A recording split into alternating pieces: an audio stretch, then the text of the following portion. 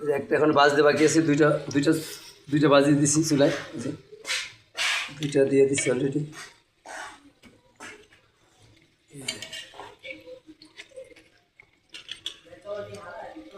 মোগলাই দিচ্ছি, খুব সহজেই মোগলাই বানানো যায় বাসায়, একবারে দোকানের যে সুন্দর হবে ইনশাল্লাহ।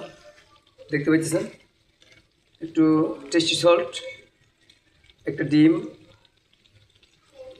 তারপরে একটু গরম মশলার গুঁড়া, কাঁচামরিচ, পেঁয়াজ, এগুলো একসাথে মিক্স করে, আর কিছু আটা বা ময়দা তেলের সাথে কিছু মিক্স করে, তারপরে পরিমাণ মতো পানি দিয়ে মিক্স করে, তারপরে ডো তৈরি করে এবারে বেলে মাঝখানে দিয়ে 4টা বাস করে দিলেই ওকে, সুন্দর একটা মোগলাই হয়ে যাবে। আপনারা দেখতে পাচ্ছেন, আমি দুইটা ডিম দিয়ে বানাইছি, অবশ্য 2টা ডিম দিয়ে 3টা বানাইছি মোগলাই।